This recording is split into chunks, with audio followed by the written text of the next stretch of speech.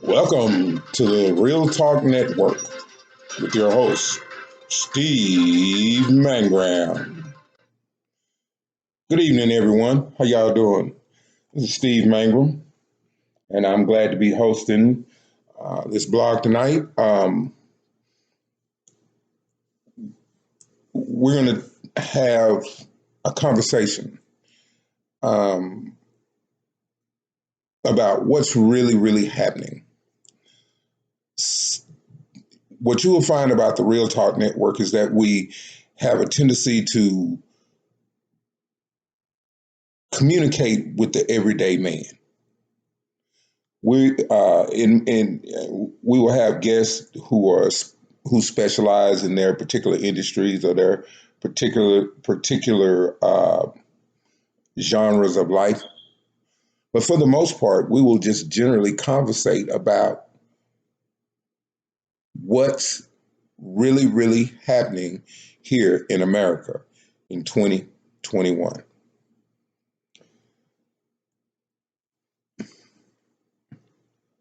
Let me start by saying thanks to everyone who decided to listen to the video, to the blog, to comment on the blog, to like, share, subscribe. We're in the beginning here, and yeah, we're going to have some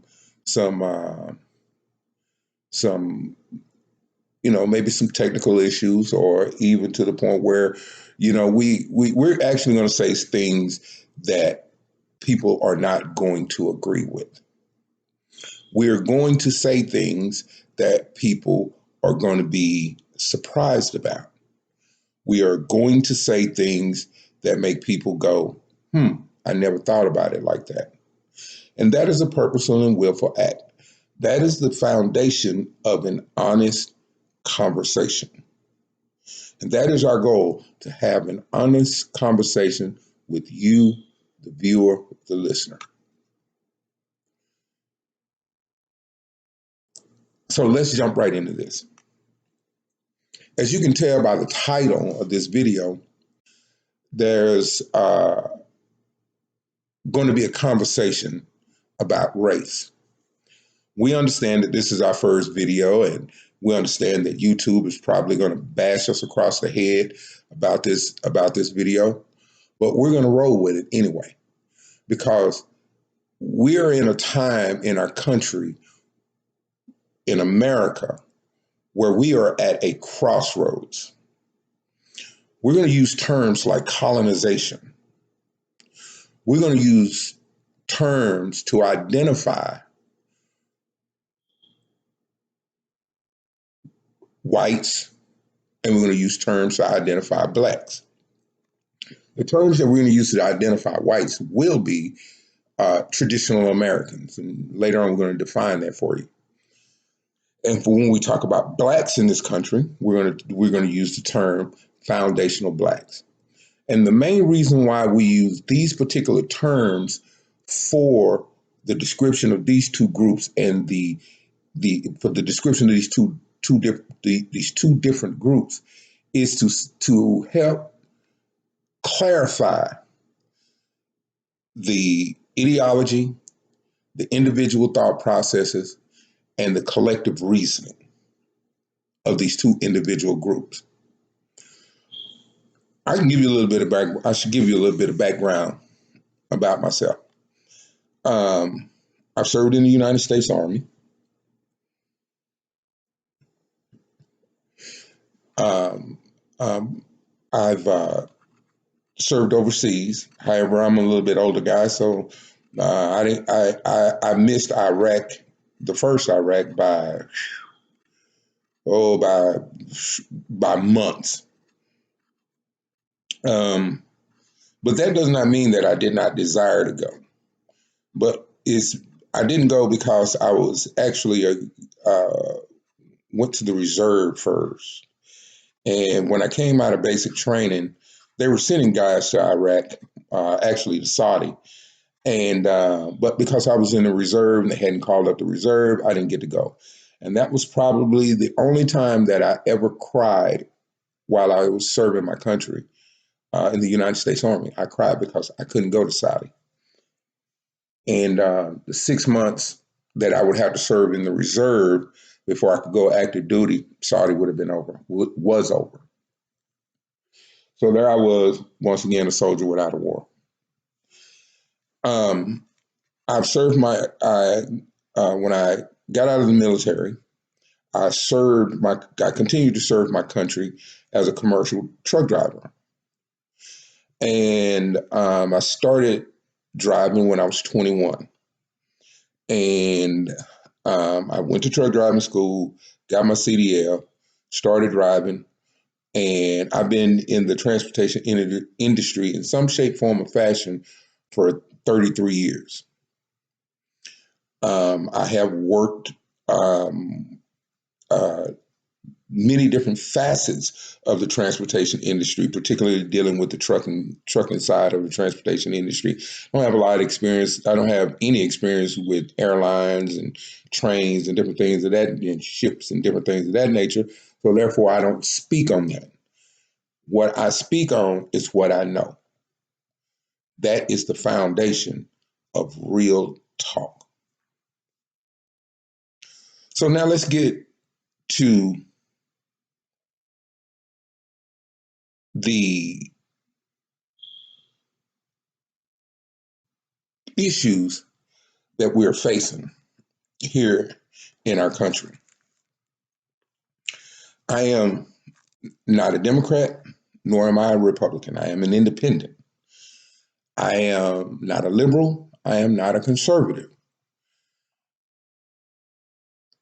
Therefore, some would say, well, you don't have anything to say.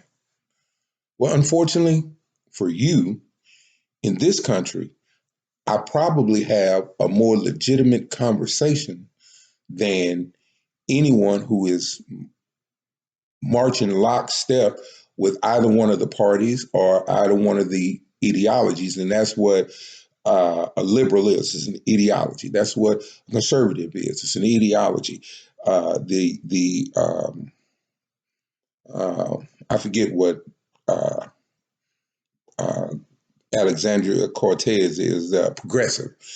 They're no different. They're walking in lockstep, and they are hell bent and determined to get their agendas through. As an independent, I am that person who can identify that each one of these groups, Democrat, Republican, those are two groups. Liberal, conservative, those are two groups. Your progressives, that's another group. They have a tendency to affiliate themselves with either Democrats or Republicans. The Republican version of a progressive is what used to be known as the Tea Party. They kind of mixed in with each other, and so they became their own separate little entity, their own separate little group. So therefore, you have Democrats, Republicans, liberals, conservatives, you have progressives. And we also have been seeing socialists, which I talk very, very little about socialism because it's, to me, socialism is this thing where there's a gray area in there. I'm of the mindset as an independent. I'm liberal about some things. I'm conservative about some things. Let me give you an example of what I'm talking about. I'm liberal in the ideology of social safety nets. One would call that socialism. But if a person takes advantage of a social system designed to benefit the citizens of that country, then they are not entitled to it. The first thing on that list is that in order to participate in any of the social safety systems, the social systems of a country, is that you must be a citizen. Well, listening right now by progressives and liberals are losing their minds.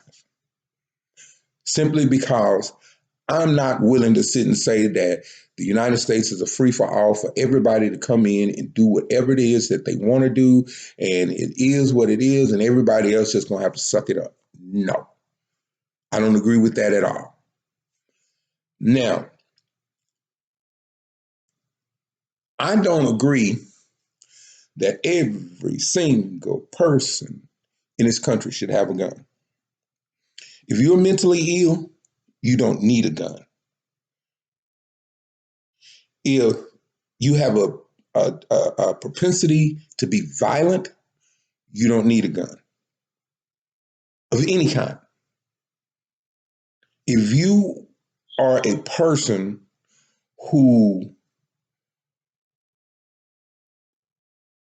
finds themselves consistently in situations where they interject themselves into a situation that is none of their concern, and you are armed and you harm somebody, you should not have had a gun. I believe that if you are a person who will create a situation to create violence, you shouldn't have a gun. I believe you should have a gun to protect your home. I believe you should have a gun to protect your family. I actually believe you should have a gun to protect your state and your country.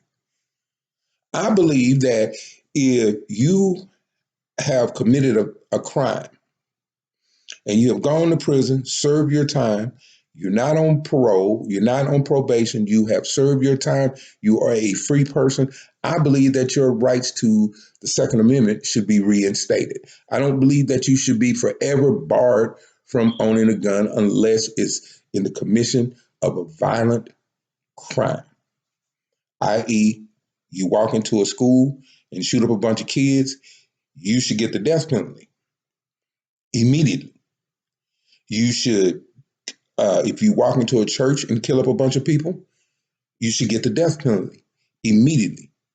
If you don't like somebody's music and you decide that you want to shoot and kill those people, you should not only not ever have a gun, you should get the death penalty immediately.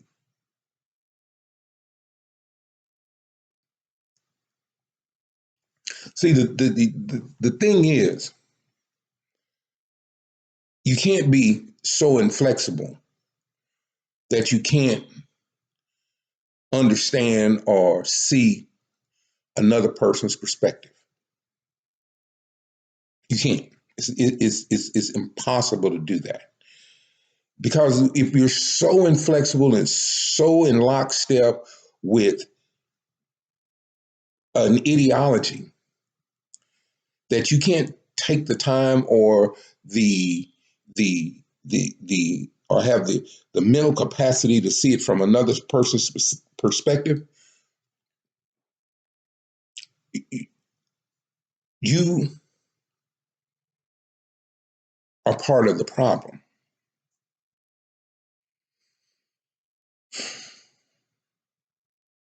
Now,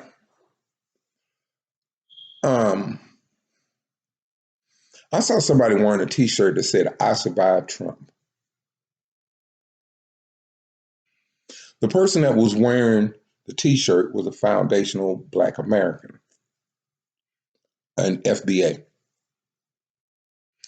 And me being the person I am, I'll ask anybody anything. One of the worst things they can do is tell me leave me alone or get mad and say, "Fuck you," and walk out. Excuse my French. But I asked the person, I said, "What do you mean by you survived Trump?" And I was very quickly informed about how detrimental Donald Trump was to the country. Well, as I say, you have to be able to see things from different perspectives. You can't be so rigid and lockstep that you can't stop and say, okay, that's not an entirely accurate statement. Because when the facts hit the ground or the facts are presented, the facts are what they are. The truth doesn't need to be argued with. It doesn't need to be bolstered up. It doesn't need to be shored up. The truth is what the truth is.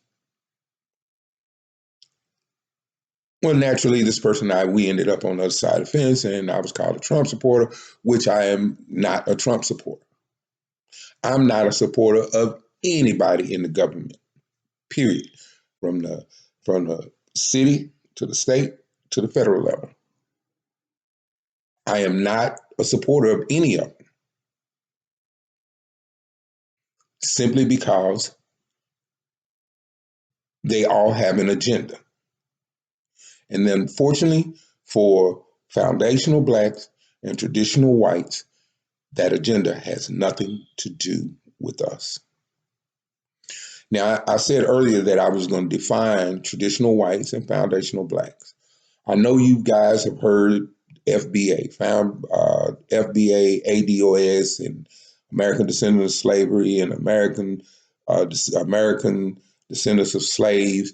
I know you've heard all of that.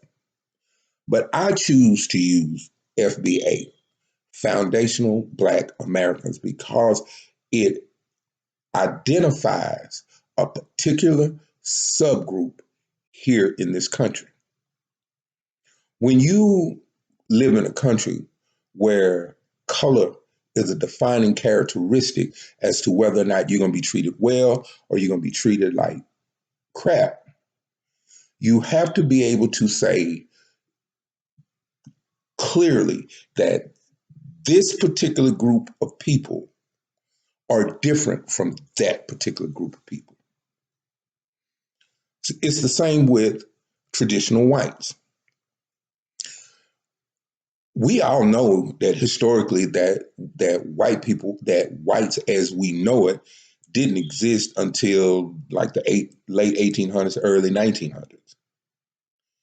In the context in which it is, it was the traditional whites could trace their lineage all the way back to the Revolutionary War, the inception of this country,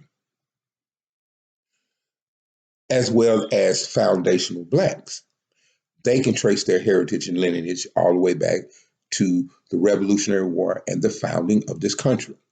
So those are two groups of people who are are separate groups from this collective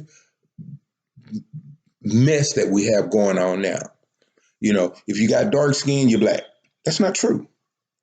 You have black Africans, you have black Puerto Ricans, you have black Mexicans, you have black, all kinds of people. But they are not foundational black Americans because they do not have a history of being here in this country since its inception. Now, there's an offshoot to an argument on that, which brings in the Native Americans. Well, the Native Americans screwed the pooch when they decided that they didn't want to be a part of their heritage. Because even Native Americans know that before Christopher Columbus ever even dreamed about coming to this country, Africans had already been coming here for hundreds of years before Christopher Columbus was even born. In fact, while I worked at Southern Methodist University, they were doing a dig, and it was basically an archaeological dig, and they were basically training students on how to do a dig. And out in New Mexico, they found an old like village town, and in the course of this dig, they found a bag. I want to say it was a bag of coins, gold coins, and the coins had a language written on them that SMU couldn't figure out what it was because it was a dead language. It had been dead for 1,000 years or better. And they brought the coins back, and to SMU they were carbon dated, And the coins were over 2,500 years old. 2,500 years old. The language had been dead for 1,000 years. So 1,500 years before that language died, there were people who were sophisticated enough to have a monetary system and to build towns, a village. SMU couldn't figure it out. Their archaeology department couldn't figure it out. The best they could do was the carbon dating. And the professor that was actually teaching the class and that was over the dig went back out to New Mexico and decided to start asking around, does anybody know what this is? And there was a guy that had been working at that dig as a helper. He was basically the guy go fetch it. And the professor asked him about the coins, and he said he told him, yeah, I know what that is. And he told them what the language was, and they went back and they did the research, and that's how they found out that the language had been dead for 1,000 years. It was an ancient African dialect that had been dead 1,000 years. So that means 500 years before Christopher Columbus was even a gleam in his daddy's eye, there were Africans here in America, at least in New Mexico. So when we talk about foundational Black Americans, we know that we're talking about a particular group of Black Americans here in this country. Traditional whites are the same thing.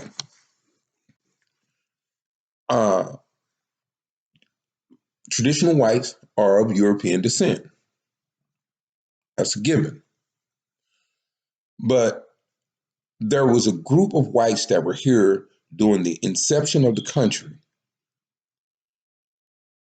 all the way up until the late 1800s, early 1900s, when that's when they have all the pictures of the Ellis Islands and the people's just coming. They just coming.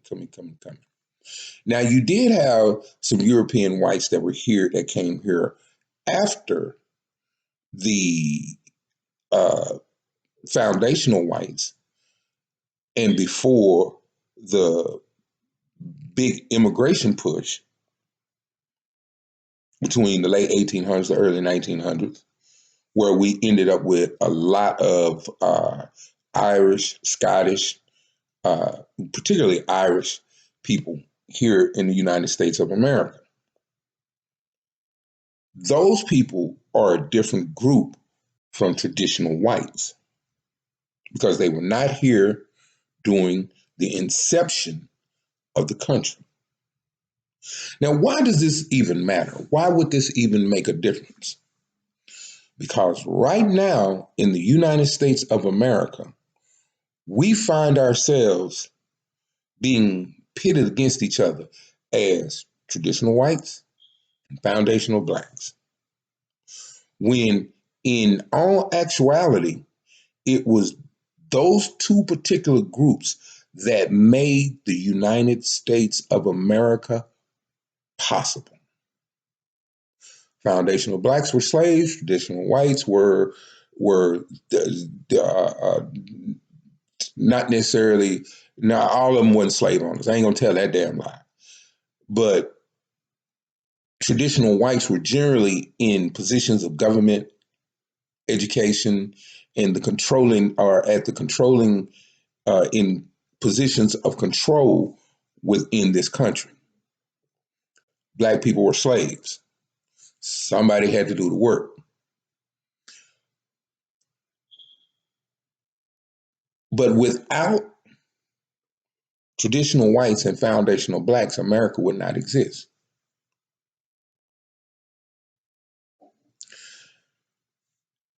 Once we start understanding that and start viewing it from that perspective, it is always easier to look for a family member in your home versus out in the world. That's why when a person come up missing, it is almost impossible to find them because they are out in the world. if a person is in the house and they come up missing, you generally can go from room to room to room to find them.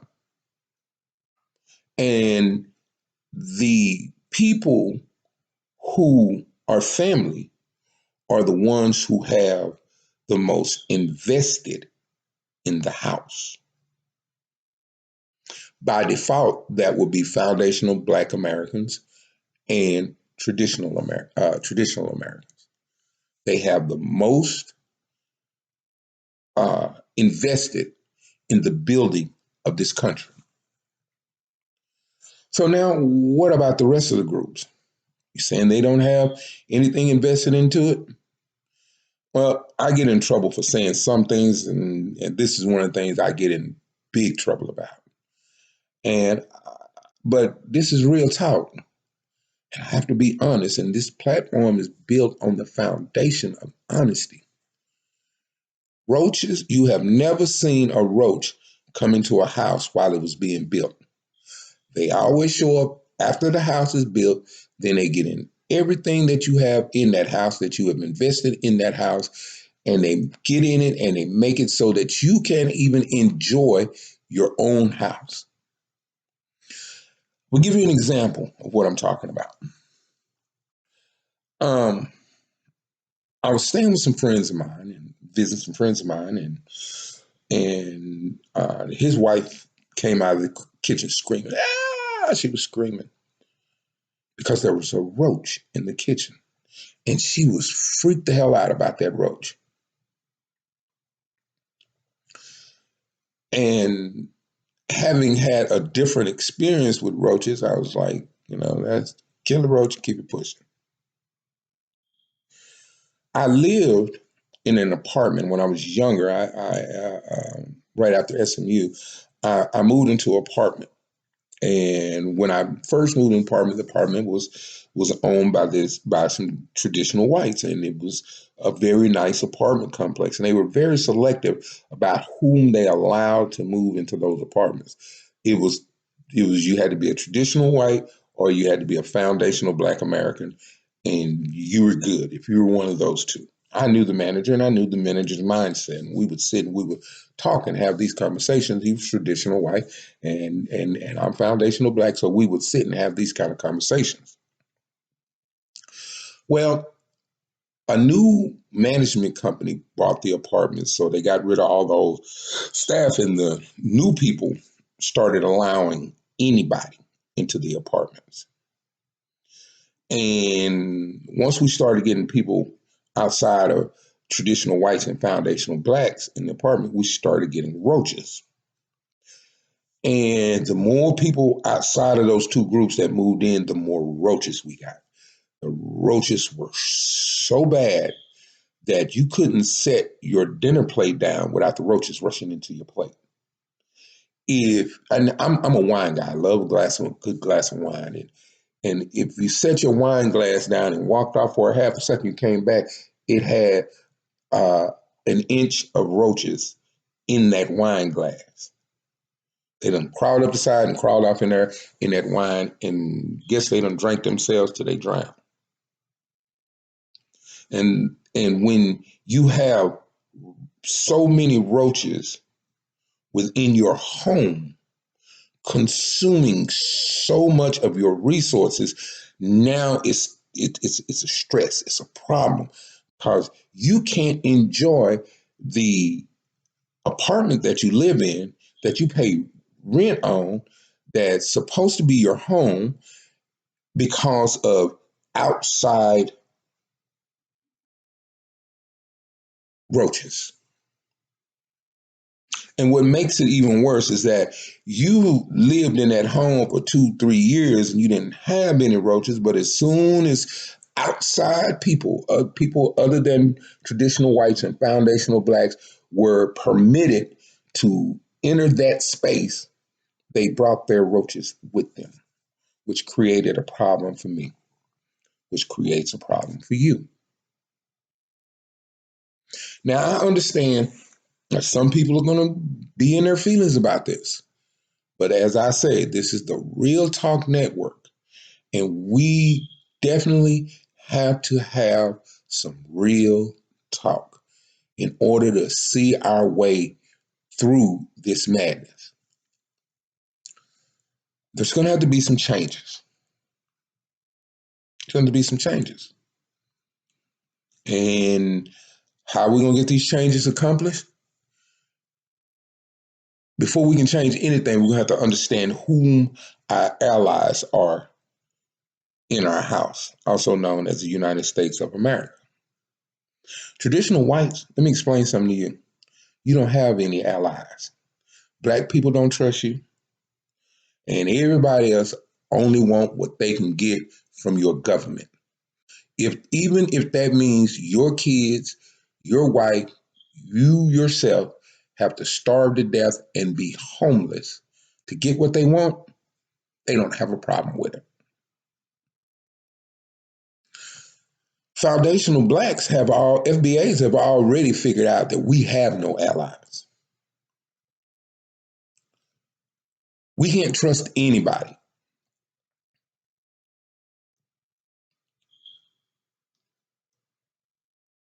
Simply because everybody else has proven at some point in time to be our enemy.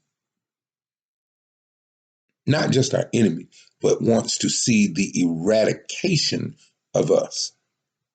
And let me ask you something. As a traditional white,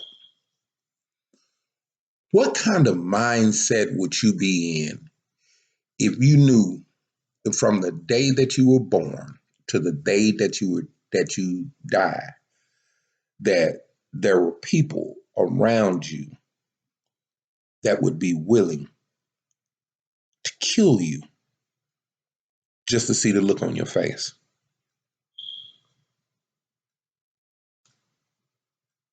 I'm gonna let you marinate on that for a minute. What if the roles were flipped? What if foundational blacks were in the position of traditional whites and foundational blacks treated traditional whites the way that foundational blacks are treated? What if let me say this before I say that. Not all traditional whites are bad, and not all foundational blacks are bad. There are bad apples in both of our groups. But in the same ideology of backing the blue, not all cops are bad. Not all officers are bad. In fact, 99% this is me and the officers that I've spoken to all over the country. 99% of them are good, but it is that 1% that's the problem.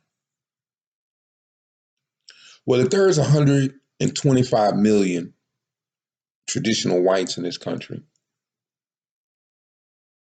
and just 1% of that, just 1% of the traditional whites that's in this country want to see the eradication of foundational blacks in this country, don't you think that would be enough to put foundational black people on edge? Because you don't know who these people are. They don't have like a warning sign on their forehead. So, it's kind of like a reverse of what traditional whites do.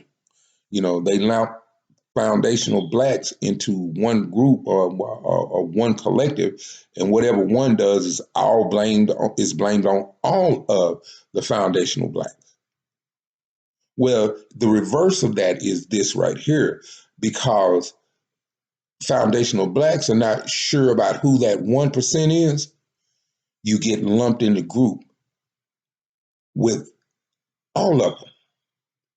You may be the nicest person, you may be the best person, you may have the best intentions, but unfortunately, you're lumped in that group with Dylan Ruth. You're lumped in that group with Gacy. You're lumped in that group with whomever. a school shooter, Dylan Ruth, you lumped in that group with them because they don't have a warning sign that foundational blacks can look at and say, oh, that's one of them crazy people right there. That's the one that want to kill me. That's the one that want to kill my child. That's the one that want to kill my wife. Does that make any sense to anybody other than me? Does that kind of resonate with you that, hey, I'm not like them? Well, why do, when foundational black Americans see me, FBAs see me, they watch me really, really closely. I don't intend them any harm. I don't intend their children any harm. I don't intend their spouses any harm. All I intend for them is to be able to live a normal, peaceful life. You should feel uncomfortable being lumped into that category. You really should. But unfortunately, you don't. And that's why we're having this conversation. Because you have no allies.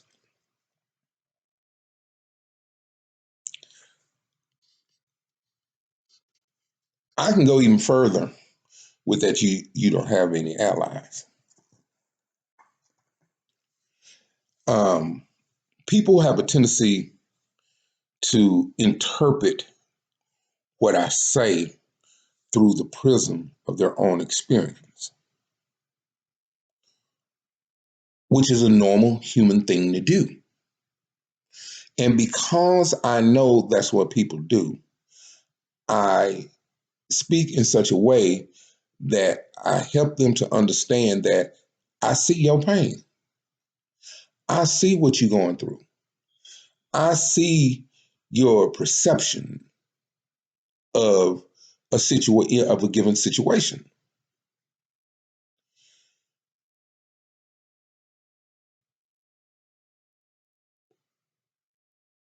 When I look at the fact that we have been in Iraq for 30 years and we've been bombing Syria for 10 years now. We murdered Muammar Gaddafi at the behest of uh, Barack Obama and Hillary Clinton. In fact, Hillary Clinton thought it was some kind of joke. We came, we saw, he died. No, you haven't killed anybody because you don't have the courage to kill somebody yourself. If you really felt that person should die, then you should have caught the first thing smoking over there and put a bullet in his skull yourself. But you were seeing our men and women of the United States military or the CIA or whoever the hell you sent over there to destabilize that country, to get that man drug out of his home and drugged down the street and murdered in the street. And then you thought it was funny.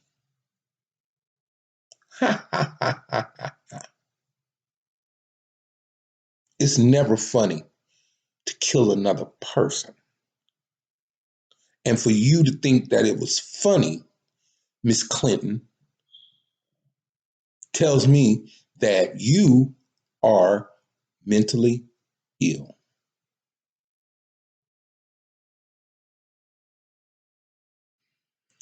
President Barack Obama was the best conservative president since Ronald Reagan.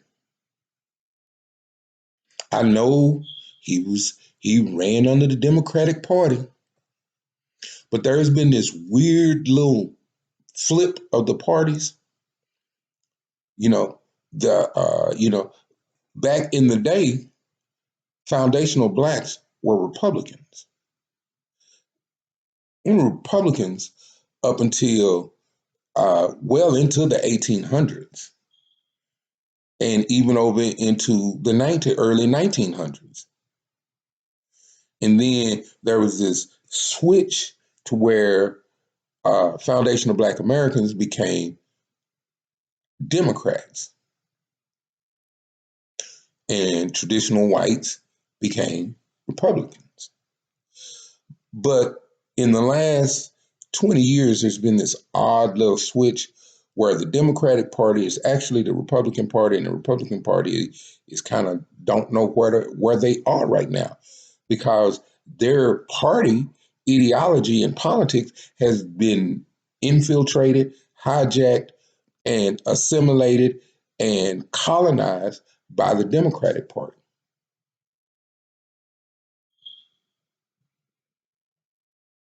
The Democratic philosophy and ideology is that of the Republican Party in in the early from the early 1800s all the way up to uh, the mid to beginning of the 1900s.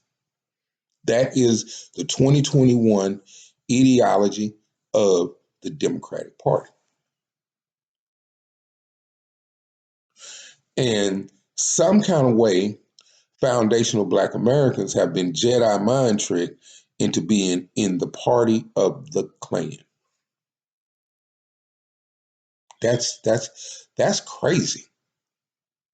But as an independent, I have the ability to look at stuff objectively because I'm not marching lockstep with anybody. You know, this last campaign cycle, I lost a lot of people that I used to hang out with because I wasn't buying it and you couldn't sell it to me. My mother couldn't tell me who to vote for. You couldn't guilt trip me into voting for Joe Biden. There's no way on God's son I would ever, ever, ever, ever, ever, ever, ever, ever, ever, ever, ever, ever, ever, ever vote for Joe Biden and particularly Kamala Harris.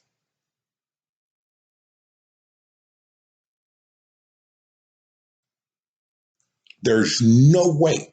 Their record, their documented record, would not allow me in good conscience to vote for either one of them. And we got to get Trump out of office was not a good enough reason.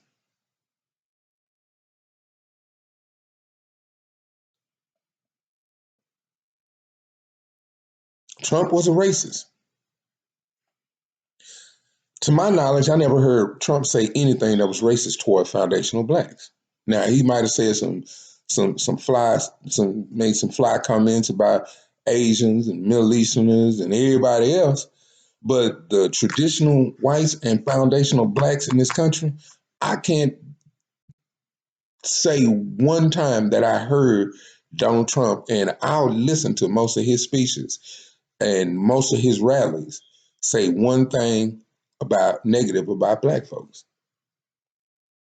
But I can say beyond a shadow of a doubt, and better yet, Biden can say it himself better than I can.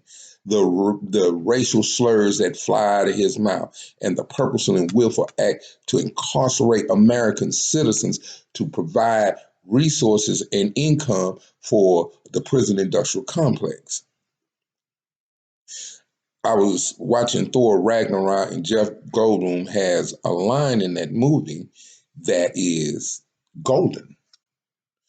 One of his little hench persons call the people that work for him, call them slaves. And he said, I don't like that word. I don't like the word slaves. And his little henchman said, the prisoners with jobs. And as soon as that was said, I was reminded of Kamala Harris. Kamala Harris don't see prisoners as people who are incarcerated for a crime. She sees them as a free labor force, which is slavery by definition. Now, I'm sure some people are going to disagree with what I just said, but the facts is the facts. That's real talk. We are built on a foundation of truth. People don't like to hear the truth. Fine. Turn this off. Go watch some reaction videos.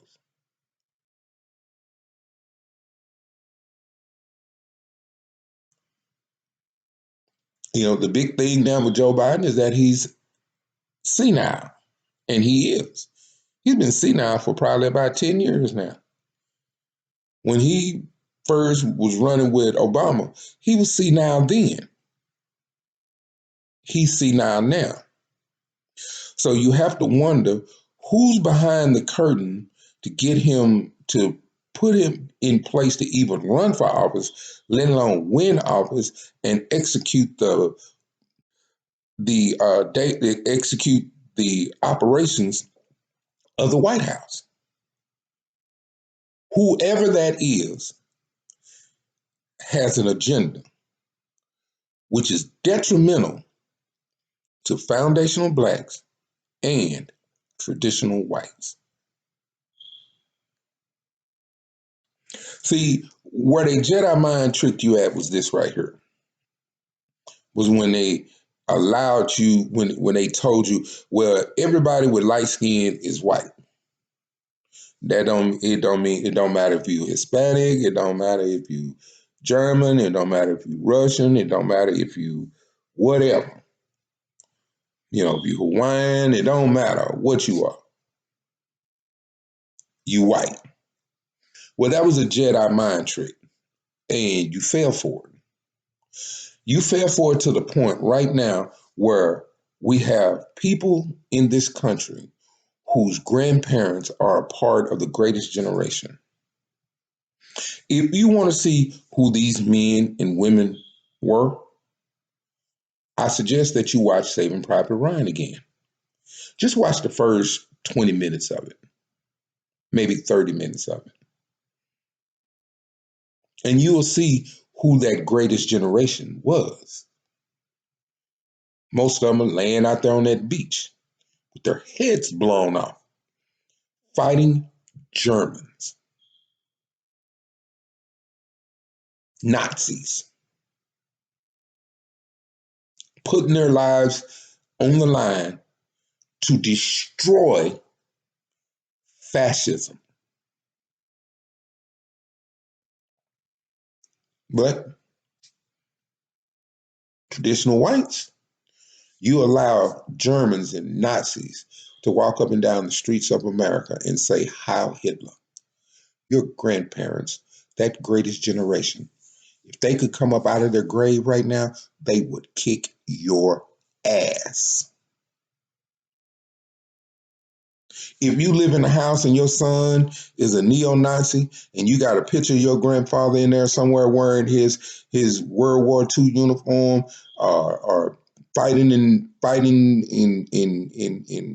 somewhere in Germany or Europe during World War II, you need to take all of those pictures out of those books and off of those mantles and burn them.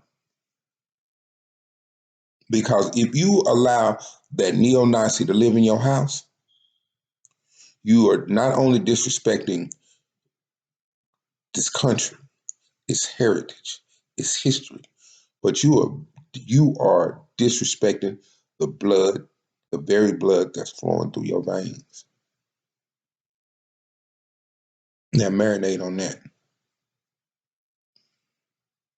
Recently, we had an attempted insurgency at Capitol building. And I noticed nobody asked how Black people or foundational Black Americans felt about that. As in most things, nobody ever asked us. Immigration, wars, nobody ever asked us because you really don't want to hear what we have to say. But if you ever ask us, you will find that the majority of us you will find that we are of like minds about a lot of things. Immigration. Foundational Black Americans knew after the 68 Immigration Act, 66, 67 Immigration Act, that was the death knell in this country. Not just for us, but for also traditional whites. Simply because not only did they allow Hispanics to come in by droves, but they also allowed Europeans, they allowed Asians, they allowed Middle Easterners, they allowed Africans, they allowed people from the Antarctic, they allowed everybody to come in here. And then they whispered in your ear, they light skinned, so they kind of white like you. And you said, oh, okay, as long as they kind of white like us, they good. But these are the very same people who have your jobs. These are the very same people who have over inundated your colleges and universities. These are the very same people who have gotten into all levels of government and are in the process of executing their agenda for the betterment of themselves, not you.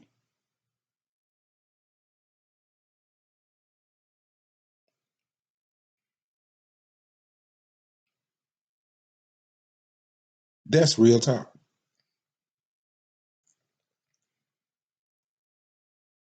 Black people were telling you that in the 70s. Hey, look, hey, man, you need to stop letting all these Mexicans over here. Mexicans coming over here, and they filling up the schools. And when they fill up the schools, black folks go to y'all schools and y'all move. And then they come get that school. And black folks move, go to y'all schools again. Then y'all move again. And then what they end up with is 2/3 of the schools and foundational blacks and traditional whites only end up with a school apiece, but they got all the rest of the schools. And what goes along with the rest of the schools? Resources.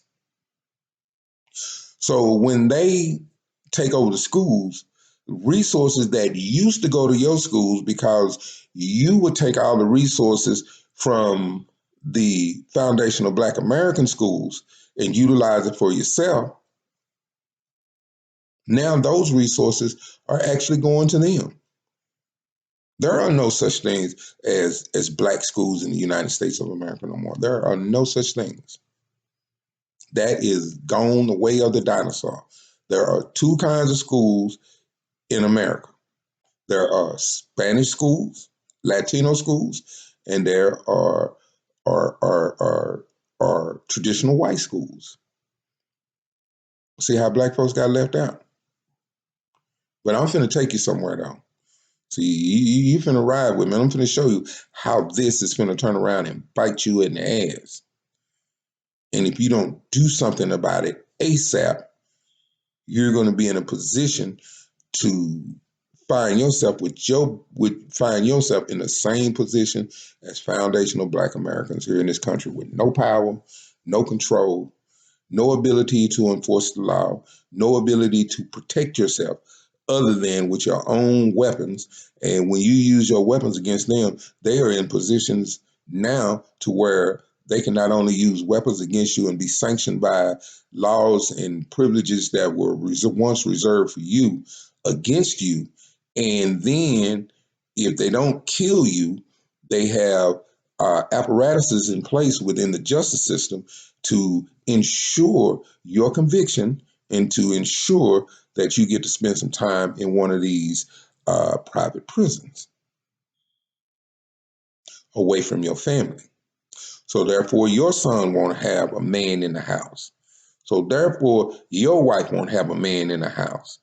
She won't be able to get a job because most of the jobs that were held by traditional white women are now held by foreign women. So when she can't get a job, what does she do? How does she feed the kids? Well, she gets on welfare. She can't pay the rent, so she gets on Section 8. Don't have medical, so she gets on Medicaid, Medicare, Medicaid. Now that she doesn't have a man in the house, your daughter's out of control. She's 14, 15 years old, and she's pregnant. Your son is out committing crime. Does that kind of start sounding like what black people experience? That's coming to you. It's like in the 80s, the war on drugs. And it's been known for years that the CIA brought drugs into the United States of America, dropped them off in predominantly foundational Black American communities. And closed all the business, closed all the factories that the previous generation had where they could earn a living and maybe put their kids through college, closed all them. So they didn't have jobs. The young men didn't have jobs. So they sold drugs and then they arrested them and incarcerated them. And once again, they became prisoners with jobs, uh,